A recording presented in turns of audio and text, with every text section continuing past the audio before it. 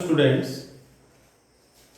हमने अपने पिछले टॉपिक में किया हुआ था कोलाइडल सोल में लायोफिलिक सोल और लायोफोबिक सोल के बारे में डिफरेंस पढ़ा हुआ था। और नेक्स्ट हम करेंगे वही डिफरेंस है।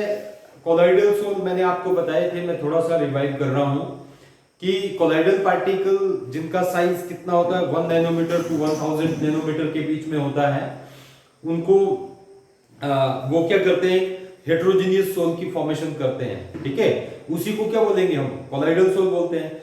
Colloidal sol on the basis of disperse phase and dispersion medium के स्टेट के ऊपर डिपेंड करता है। तो उसमें डिफरेंट कोलाइडल सोल जो उनकी फॉर्मेशन होती है। मैंने आपको गैस लिक्विड बताया हुआ था, गैस सॉलिड बताया हुआ था। ठीक है, ऐसे ही solid solid soul and so on पूरे का पूरा टेबल आपको एक्सप्लेन किया हुआ था। ठीक है, उसको पिछले लेक्चर में किया हुआ है हमने। उसके बाद हमने एफिनिटी पे किया हुआ था कि affinity of disperse phase and dispersion medium के बेस पे जो कोलाइडल सोल है वो कितने टाइप के होते हैं। तो इसमें हमने किया हुआ था, देखो, एक लायोफिलिक सोल और लायोफोबिक सोल वो किया हुआ था कि लायोफिलिक सोल और लायोफोबिक सोल जो है वो कैसे होंगे। ठीक है, मैं थोड़ा सा रिवाइव कर दूं। देखो, तो लायोफिलिक सोल जो होता है, कौन सा सोल होता है जिसमें affinity of dispersed phase and dispersion medium are greater. ठीक है, बहुत ही ज्यादा, मतलब लिक्विड, लायो का मतलब लिक्विड है और फिलिक का मतलब लविंग। लिक्विड लविंग जो सोल होगा हमारे पास उसको क्या बोलते हैं हम, लायोफिलिक सोल। ठीक है, और जो लायोफोबिक सोल होता है, लायो मतलब लिक्विड और फोबिक मतलब क्या होता है, हेटिंग। ठीक है, लिक्विड हेटिंग सोल, इनमें एफिनिटी जो है वो कम होती है। ठीक है, मैं ज्यादा डिटेल में नहीं जाऊंगा क्योंकि हमने पीछे ये ऑलरेडी डिटेल में किया हुआ है। नेक्स्ट आज हम करेंगे, देखो, types of colloidal sol on the basis of on the nature of, ठीक है, on the nature of dispersed phase particle.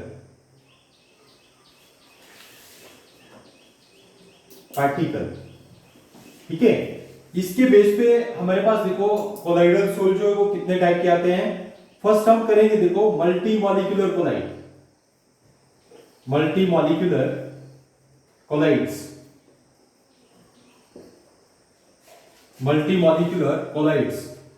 तो जो मल्टी मॉलिक्यूलर कोलाइड्स होते हैं, मैं आपको देखो ब्रीफली इसको बता दूं। मल्टी मॉलिक्यूलर कोलाइड होता है, एक होता है मैक्रो मॉलिक्यूलर कोलाइड, एक क्या होता है, एसोसिएटेड कोलाइड। ठीक है, फर्स्ट ऑफ ऑल हम करेंगे मल्टी मॉलिक्यूलर कोलाइड। मल्टी मतलब बहुत ज्यादा, मल्टी का मतलब क्या है, बहुत ज्यादा। ठीक है, मल्टी में हम क्या करेंगे, देखो, मल्टी मॉलिक्यूलर कोलाइड्स में छोटे छोटे से पार्टिकल्स जो होंगे, ठीक है, छोटे छोटे से पार्टिकल्स होंगे जिनका साइज लेस देन 1 नैनोमीटर होगा। वो क्या करते हैं, देखो, उनकी एग्रीगेशन हो जाती है। ठीक है, वो एग्रीगेट हो जाते हैं, इकट्ठे हो जाते हैं, मतलब छोटे छोटे से पार्टिकल्स, देखो, ऐसे करके होंगे हमारे पास। ये छोटे छोटे से पार्टिकल्स हैं जिनका साइज क्या है, लेस देन 1 नैनोमीटर, 1 नैनोमीटर से कम है।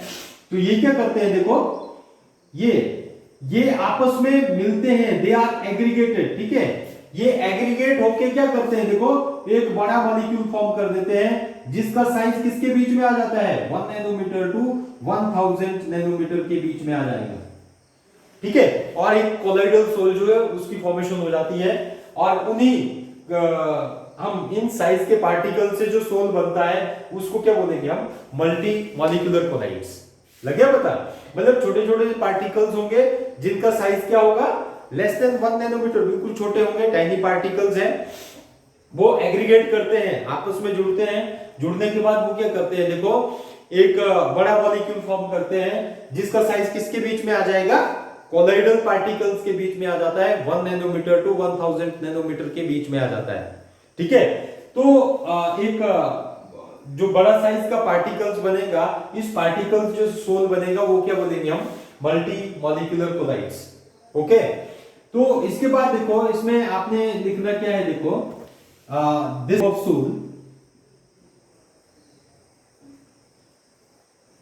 this type of sole can be prepared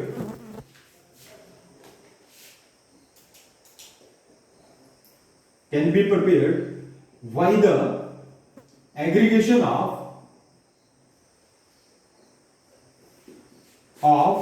large number of small size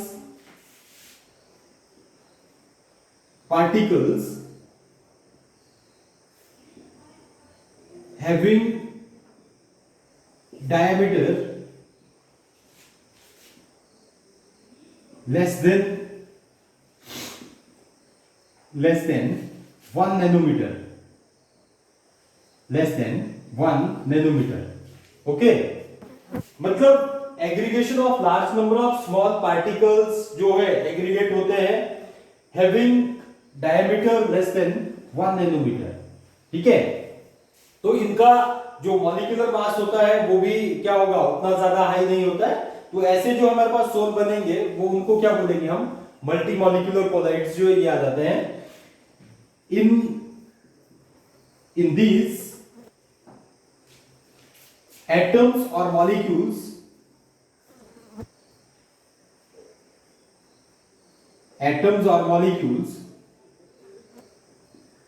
are held together by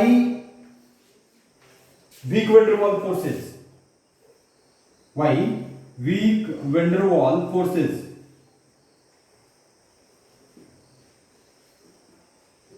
and having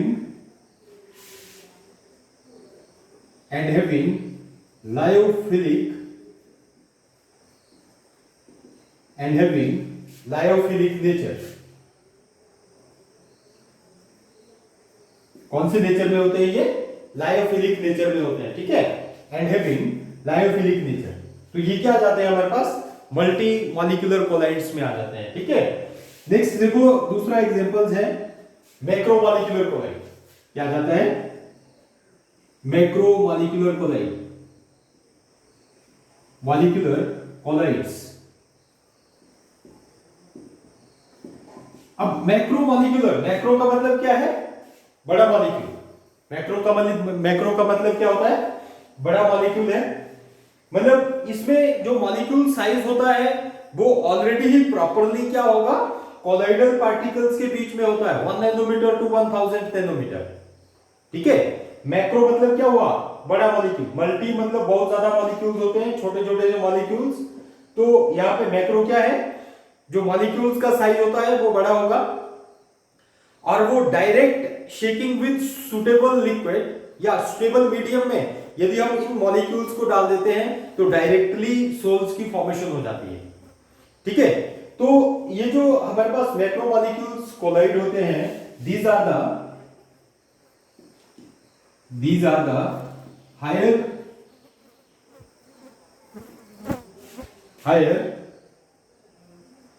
molecular mass, higher molecular size particles, for example polymer such as क्या जाता है, देखो nylon है हमारे पास, nylon, ठीक है, starch, ठीक है, एटसेट्रा, ऐसे करके, ठीक है। ये क्या जाते हैं देखो, मतलब इस टाइप में जो पॉलीमर सारे के सारे होंगे वो क्या होंगे, मैक्रोमॉलिक्यूलर कोलाइड्स में होते हैं, ठीक है। इनमें बड़े पार्टिकल्स होंगे और यही पार्टिकल्स क्या करते हैं देखो, जब हम when these particles dissolve या शेक, ठीक है, shake with suitable medium, then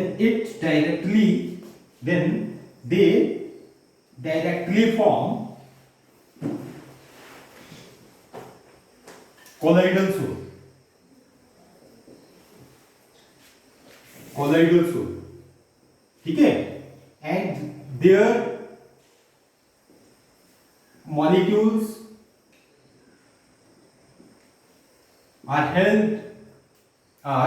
held together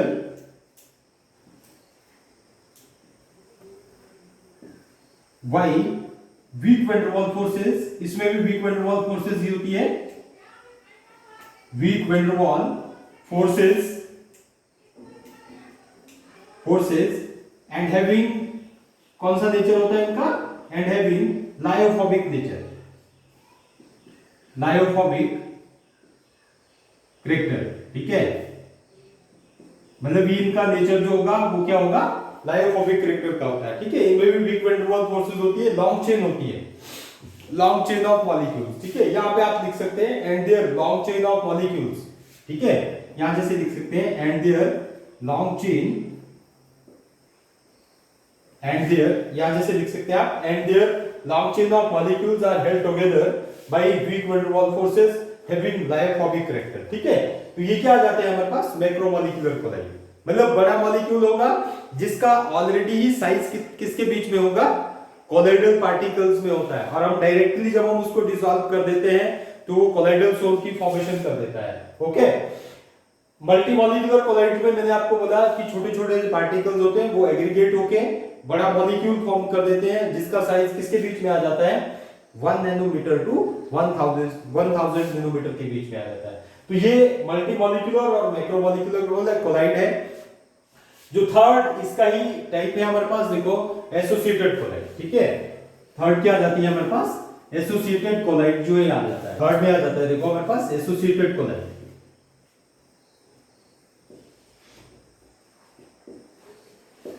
अब एसोसिएटेड कोलाइड्स आपने समझने, देखो मतलब कोई मीडियम है हमारे पास, देखो ऐसे करके, ठीक है, ये लिक्विड मीडियम है ऐसे करके, ध्यान से समझना है, ठीक है।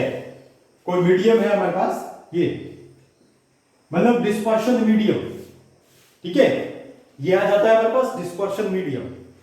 अब इसमें हम क्या करते हैं, देखो ये डिस्पर्शन मीडियम है, इसमें हम क्या करेंगे, यदि हम किसी सब्सटेंस को ऐड करते हैं, देखो सब्सटेंस मतलब सब्सटेंस कौन सा है, डिस्पर्स्ड फेज, ठीक है, इसको हम ऐड करते हैं एट लो कंसंट्रेशन पे। यहां पे कौन सी कंसंट्रेशन पे ऐड किया, लो कंसंट्रेशन, ये लो कंसंट्रेशन पे जब हम ऐड करेंगे तो ये जो हमारे पास मीडियम है ये पूरे का पूरा solution behave as a normal electrolyte, normal strong electrolyte, strong electrolyte,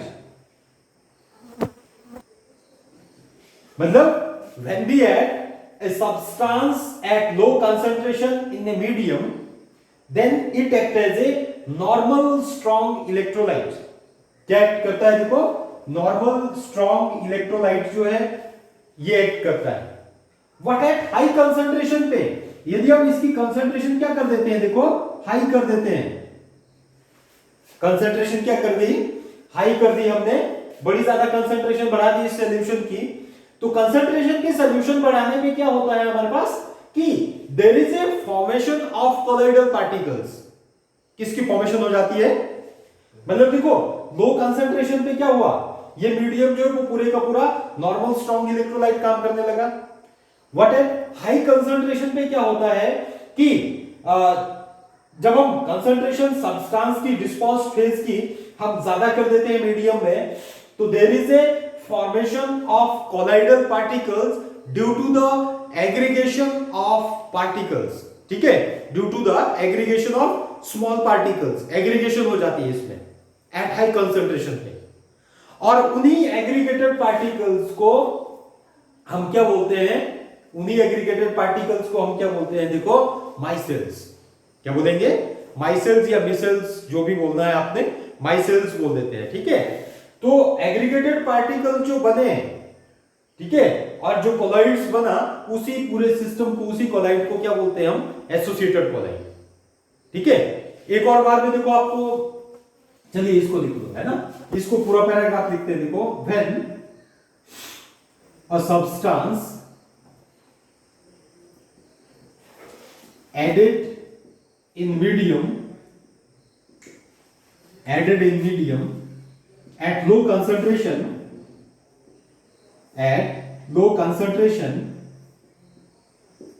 then it act as normal strong electrolyte,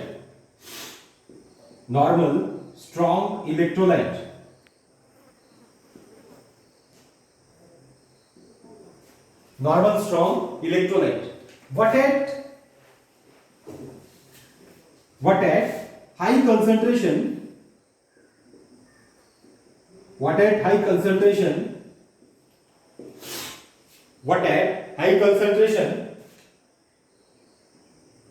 there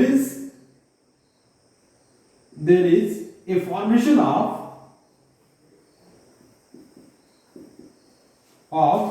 colloidal particles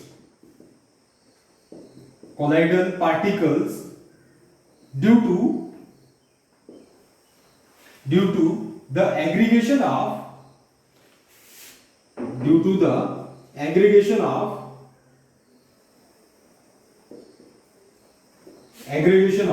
particles. These are called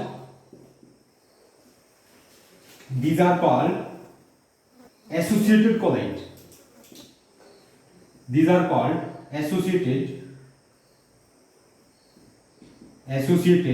colloids.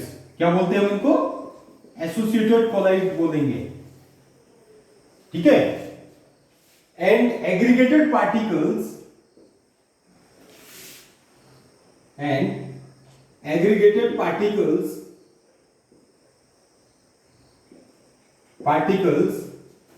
are called micelles. Important term है, what are micelles या micelles, ठीक है। Aggregated particles are called micelles, ठीक है। क्या बोलेंगे इनको हम? माइसेल्स बोल देते हैं। जो एग्रीगेटेड पार्टिकल्स जो बने हुए हैं हमारे पास एग्रीगेशन से, उनको क्या बोलते हैं हम? माइसेल्स बोलते हैं, ठीक है। और देखो यहां से ही छोटी छोटी सी टर्म्स आती है, आपको लग गया होगा पता। मैं देखो इन शॉर्ट अभी बता रहा हूं आपको कि जब हम सब्सटेंस को लो कंसंट्रेशन पे लेते हैं मीडियम में, तो ये क्या बिहेव करता है? As a normal strong electrolyte. But at high concentration पे क्या होता है कि there is a formation of colloidal particle due to the aggregation of small particles. क्या होती है? स्मॉल पार्टिकल्स की हाई कंसंट्रेशन पे एग्रीगेशन हो जाती है। एग्रीगेशन होने से जो एग्रीगेटेड पार्टिकल्स बनते हैं हमारे पास, उन्हीं एग्रीगेटेड पार्टिकल्स को क्या बोला हमने? माइसेल्स बोला, ठीक है।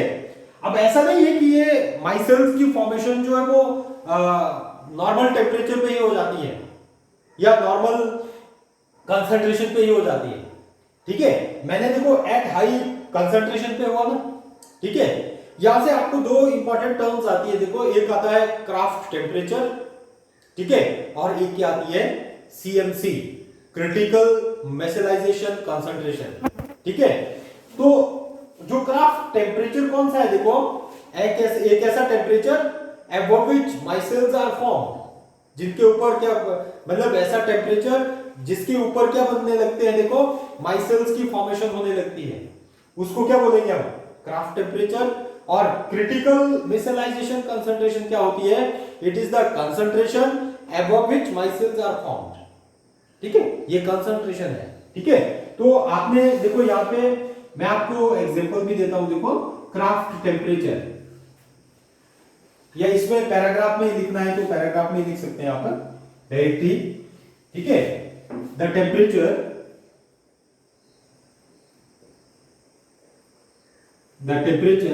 above which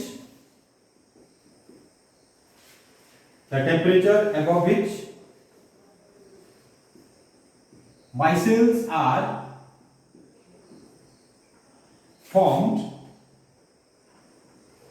are called craft temperature, craft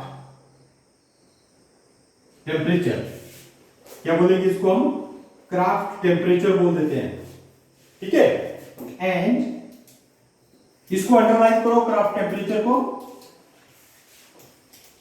and the concentration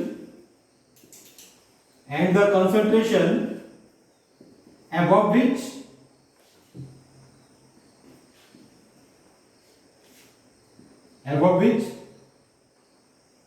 these micelles are formed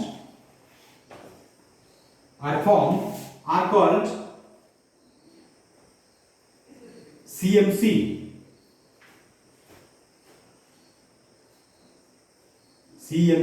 ठीक है। क्या बोलेंगे इसको? क्रिटिकल मिसेलाइजेशन कंसंट्रेशन,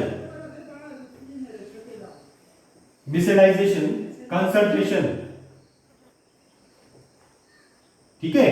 ये क्या आ जाती है हमारे पास? Critical micellization concentration, CMC। इसको भी अंडरलाइन करना है। आपको डेफिनेशन आती है व्हाट इज क्राफ्ट टेम्परेचर और व्हाट इज CMC, और CMC की फुल फॉर्म भी याद रखनी है, critical micellization concentration. For example देखो, इसका जो एग्जांपल है वो क्या होता है, देखो, सोप्स एंड डिटर्जेंट।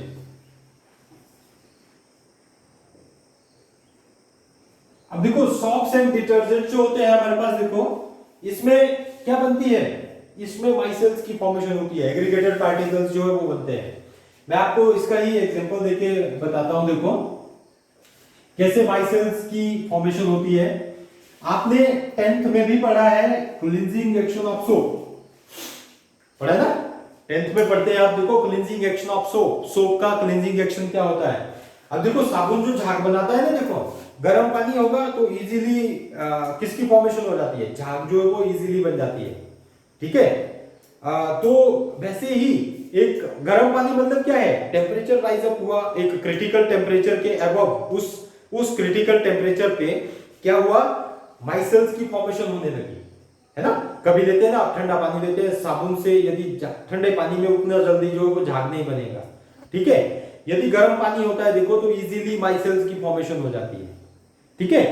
तो सेम वे में यहां पे क्या होते हैं, देखो सोप्स एंड, हम यदि मैं आपको देखो cleansing action of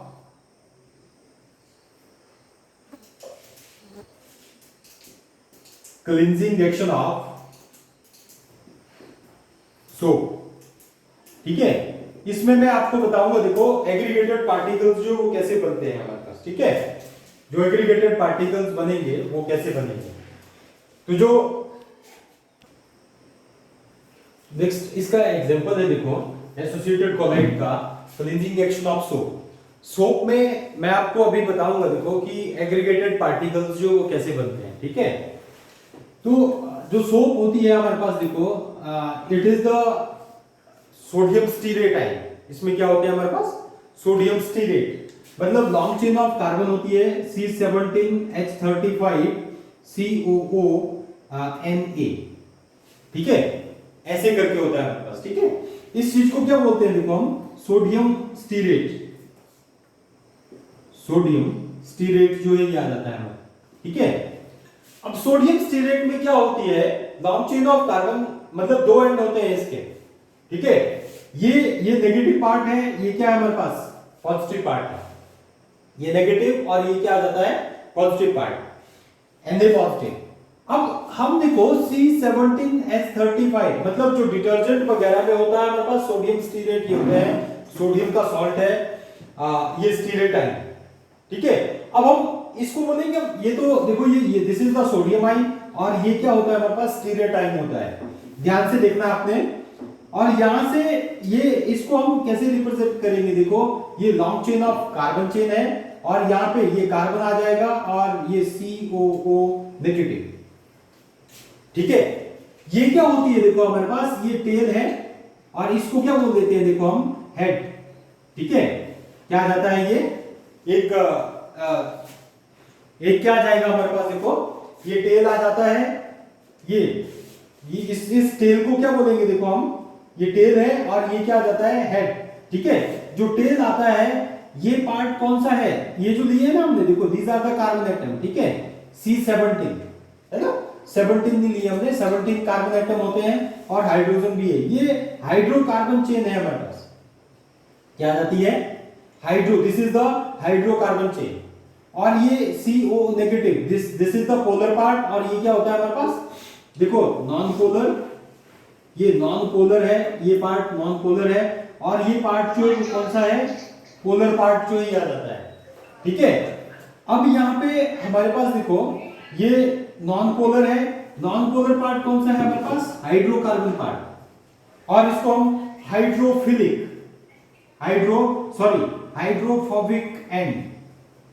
hydrophobic and, ठीक है, और ये क्या आ जाता है, देखो हमारे पास हाइड्रोफिलिक,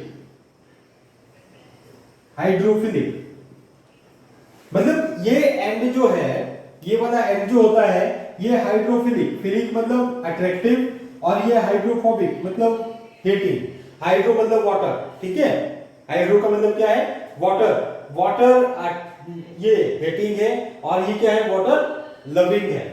तो इस टाइप में देखो हमारे पास ये स्टीरेट आइन जो ये होता है, एक साइड ये टेल है, ये क्या है हमारे पास, इसको हम हेड बोलते हैं।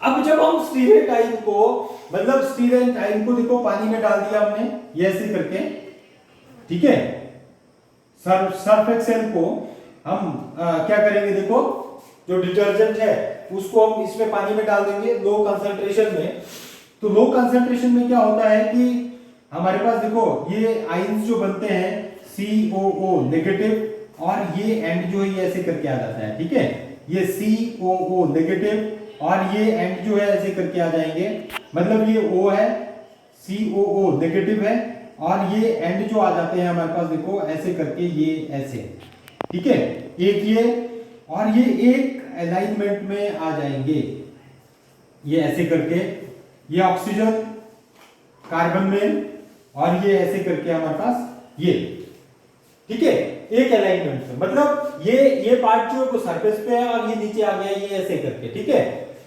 अब होगा क्या, देखो एट हाई कंसंट्रेशन पे, ठीक है, एट लो कंसंट्रेशन पे तो ये आयंस एज इट इज ही रहेंगे, बट एट हाई कंसंट्रेशन पे क्या होता है, ये सारे के सारे जो ये आयंस है हमारे पास, स्टीरेट आयन है, ये एक एग्रीगेट हो जाते हैं, ये इकट्ठे हो जाते हैं, देखो कैसे इकट्ठे होंगे, ये CO नेगेटिव में है, ये ऐसे करके, ठीक है, ये आ गया COO नेगेटिव, ये, ठीक है, ये, और यहां से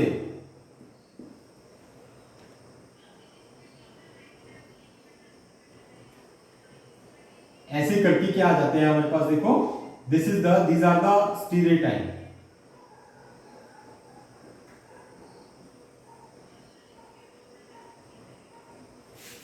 ये बन जाते हैं हमारे पास, ठीक है। अब यहां पे ये एक साइड को ये एग्रीगेट हो जाते हैं, और जब इनकी एग्रीगेशन होती है तो ये किसकी फॉर्मेशन करते हैं, देखो एक एग्रीगेटेड पार्टिकल्स। अब देखो इनकी एग्रीगेशन हो गई, ठीक है, बाहर क्या है हमारे पास, एनायनिक पार्ट है, और यहां पे बीच में जाके ये कंसंट्रेट हो गया यहां पे जाके, ठीक है। इस पूरे के पूरे जो ये स्ट्रक्चर बना हमारे पास देखो सर्कल के अंदर, इसी को क्या बोलते हैं हम, देखो एग्रीगेटेड पार्टिकल, क्या बोलेंगे इसको हम, एग्रीगेटेड पार्टिकल्स और माइसेल्स, ठीक है, क्या बोलेंगे इसको, माइसेल्स और एग्रीगेटेड पार्टिकल्स। अब देखो ये नॉन पोलर एंड है, ठीक है, लग गया पता, ये हमारे पास देखो एट लो कंसंट्रेशन पे ये अलग अलग से रहते हैं, बट एट हाई कंसंट्रेशन पे इनकी क्या हो जाती है, एग्रीगेशन हो जाती है, और ये एग्रीगेटेड पार्टिकल्स जो इनकी फॉर्मेशन हो जाती है, माइसेल्स जो ये बन जाएंगे। अब जो हमारी देखो, अब ये शर्ट है, ठीक है, इस शर्ट में कहीं पे जो मैल होता है हमारे पास, ठीक है, डर्ट होती है, डस्ट जो होती है, डर्ट क्या है, देखो हमारे पास ऑयली पार्टिकल है, ये है ऑयल, ये क्या हमारे पास देखो डर्ट, ठीक है, डस्ट पार्टिकल है, या ऐसे करके लिख सकते हैं डस्ट पार्टिकल, ठीक है। अब ये डस्ट पार्टिकल है, डस्ट पार्टिकल क्या होता है, ऑयली, है ना, मतलब ऑयल होता है, ऑयल के ऊपर जो मिट्टी वगैरह या जो भी है डस्ट वो लग गई होती है। तो ये जो हमारे पास ऑयली पार्ट है, this is the non polar. क्या होता है ये? नॉन पोलर होता है, ठीक है। अब होता क्या है, देखो जब हम कपड़े को यहां पे इसमें डाल देंगे, देखो सर जिसमें हमने डिटर्जेंट डाला हुआ है, जो ये डस्ट पार्टिकल है, ये जो डस्ट पार्टिकल है देखो ये ऑयली पार्ट है, इसके आसपास जो है ये देखो, अब ये हाइड्रोफोबिक एंड है, ठीक है, नॉन पोलर एंड है। नॉन पोलर में डिसॉल्व होगा, ठीक है। मैं यदि इसी डस्ट पार्टिकल को, ऑयली पार्टिकल्स को देखो यहां पे ले लूं, ठीक है। अब ये क्या है हमारे पास, देखो these are the non polar end, ये हाइड्रोकार्बन है हमारे पास, ठीक है। और ये जो ऑक्सीजन होते हैं, ये देखो ये CO नेगेटिव है, ये किसके साथ, देखो H पॉजिटिव आयन H2O जो पानी है उसके साथ अट्रैक्ट करने लगेंगे, ठीक है। ये पोलर एंड है, ये हाइड्रोजन के साथ बॉन्डिंग करने लगेंगे। इसको छोड़ो पर अभी देखो यहां पे क्या होता है, ये हाइड्रोकार्बन पार्ट है, ये जो डस्ट है हमारे पास, देखो डस्ट पार्टिकल जो है इसमें भी क्या है, इसमें क्या है, ऑयली पार्ट है ये। अब हाइड्रोकार्बन पार्ट जो भी आएगा, देखो ये क्या करेगा, इसके साथ बॉन्ड करने लगेगा, ठीक है, इसके साथ बॉन्डिंग की फॉर्मेशन हो जाएगी इसकी, मतलब like dissolve, like non polar जो है वो नॉन पोलर में डिसॉल्व होने लगेगा। इससे क्या होगा, देखो अब ये डस्ट पार्टिकल जो डर्ट है, डर्ट जो है हमारे पास ऑयली पार्ट जो है, ये इसमें धीरे धीरे डिसॉल्व होने लगेगा, ये इसको अपनी ओर अट्रैक्ट करने लगेंगे, ठीक है। तो डर्ट क्या होगी, देखो ये टूट जाएगी, और थोड़ी सी यदि हम ऐसे करके रबिंग करते हैं इसकी, ठीक है, नॉर्मल रबिंग से ही क्या हो जाएगा, ये जो डस्ट पार्टिकल है, डर्ट है, ये निकल जाएगी, ठीक है। तो ऐसे करके मतलब हम क्या करते हैं, देखो कपड़े को डाल दिया हमने, ऐसे करके कपड़ा डाल देंगे हम यहाँ पे डिटर्जेंट में, जो डर्ट पार्टिकल होंगे, डर्ट पार्टिकल्स की और ये जो हाइड्रोफोबिक एंड है ये कंसंट्रेट हो जाता है ऐसे करके और एग्रीगेशन कर देता है। ड्यू टू एग्रीगेशन देखो अब ये डस्ट पार्टिकल है, ये क्या कर जाएगा, देखो ये अपनी ओर अट्रैक्ट करेंगे इसको, मतलब इसमें डिसॉल्व हो जाएगा, ये इसको तोड़ देंगे डर्ट को, ठीक है। तो नॉर्मल रबिंग से ही क्या कर देंगे, देखो हम ऐसे करके नॉर्मल रबिंग करते हैं, नॉर्मल रबिंग से ही डर्ट क्या हो जाती है, बाहर हो जाती है, ठीक है। तो इसी को क्या बोलेंगे, देखो हम एसोसिएटेड कोलाइड बोल देते हैं, ठीक है। ये क्या आ जाता है हमारे पास, एसोसिएटेड कोलाइड, और एसोसिएटेड कोलाइड का soaps and detergent are the most important example है, और क्लींजिंग एक्शन ऑफ सोप भी मैंने आपको बता दिया, ठीक है। आज हमने इतना ही करना था, ये टाइप्स ऑफ कोलाइडल सोल। कल हम करेंगे preparations of colloidal sol and इसकी प्यूरिफिकेशन जो वो साथ में कर देंगे एक ही लेक्चर में, ठीक है। आपने ये जो डिफरेंस है ये ढंग से कर लेने हैं, ठीक है। Okay, thank you.